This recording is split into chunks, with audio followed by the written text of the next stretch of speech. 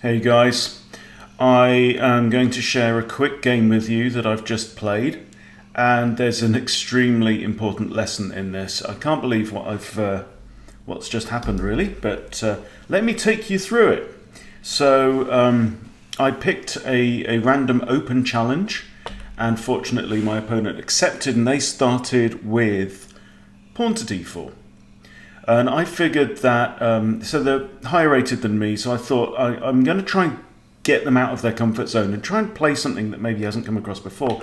So I started with the black lion against d4, which is unusual. And we have c4, very, very typical. Okay, knight to f6, knight to c3, knight to d7, and now e3. Now what this does, if you play the black lion, see this knight here wants to come round here and land on the f4 square, and currently that's not on.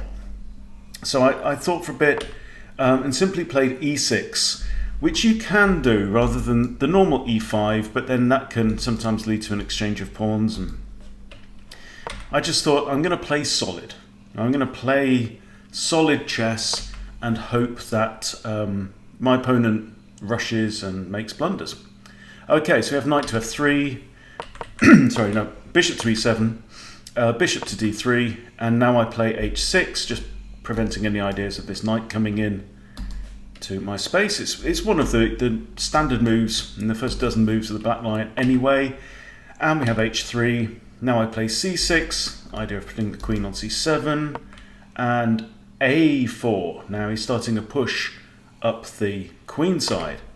So I put my queen on c7 anyway, b3, g5, and now it's kind of getting ready for this knight to come round. But again, this knight can't come here, but I've got ideas of maybe the knight could come to h4. Knight f8, another pawn push, so we've got quite a pawn storm going on up the queen side of the board. Knight to g6, captures, pawn captures. So I've got a little bit of kind of this little troop of pawns that could try and cause some trouble up there. Queen comes to d3, attacking this pawn. There's only really one good way to defend. I could have also played king f7, I suppose, as well, which wouldn't have been too bad. I'd move my rook across to g8. At least it's lining the rook up with my opponent's king. And we have c5 now and d5, creating a bit of a blockade in the middle of the board here. I want to prevent these pawns from coming in and really taking me apart. And now we have e4. So I did think that, yes, we've got the idea of pawn takes, attacking two pieces, but then knight takes, and then what do you do? So I went ahead with pawn takes anyway, and knight takes, and then I moved my knight to h5. All right, so the knight now has got ideas of coming into f4. Kicking the queen. Apologise for the barking. It's somebody's just turning up. So now my opponent plays g4, and I stick my knight on f4 anyway. And this comes with, I got very excited at this point. Actually, I'm hitting the queen and the h3 pawn. What I didn't notice is that that square is actually covered by the bishop. So, decision to make here. We've got pawn takes or queen takes, and I just thought that getting my queen, excuse me, over towards my opponent's king might not be a bad idea. So let's try that. So I'm also now thinking about maybe pushing h5, with ideas of captures and just sacrificing these pawns, trying to open up this side of the board, right? We have b5, bishop d7. So now I might be thinking about castling here and putting my rook on the d8 square, lined up with my opponent's queen. Rook goes to b1, I castle, we have takes, and I recapture with the bishop. So now this is cool. So now I've got my bishop on this lovely long diagonal, but more importantly, we've got two attackers against this knight, and should this knight move anywhere, we've now got two attackers against this knight as well.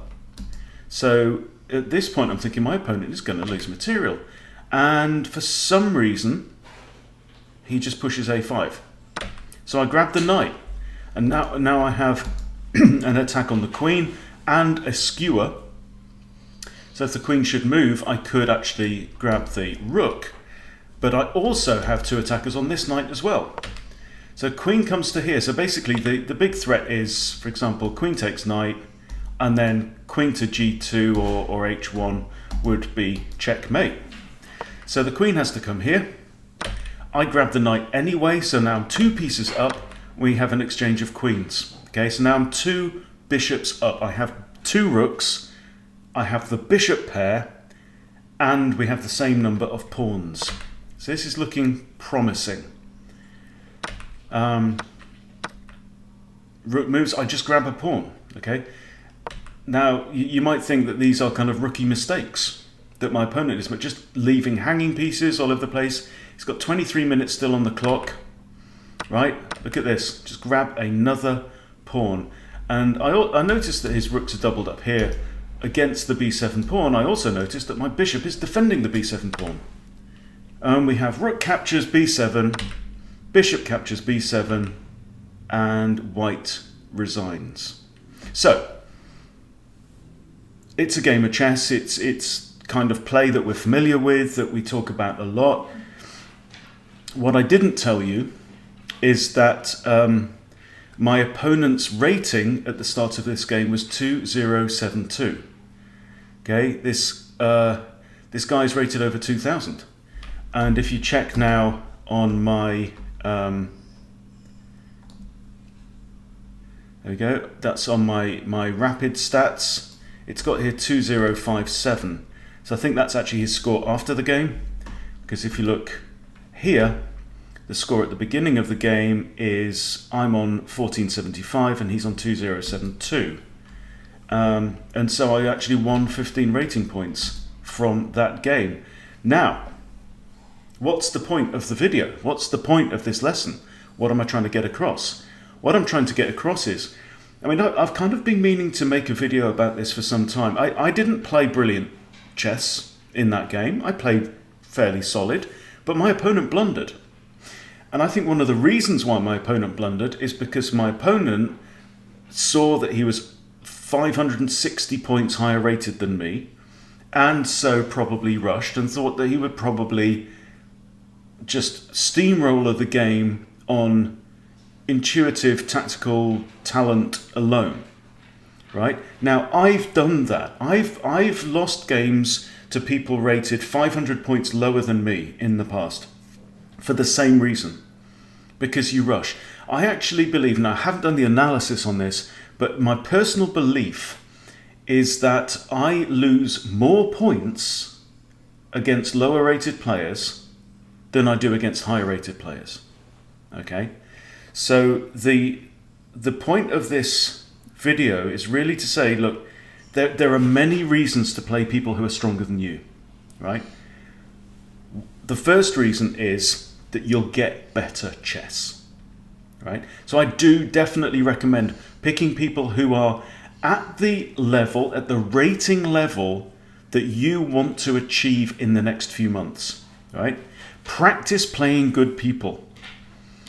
When I play people rated 700, 800, 600, stuff like that for my videos, I quite often see that at the end of the game, my accuracy is like down 30, 40, 50 some of the time.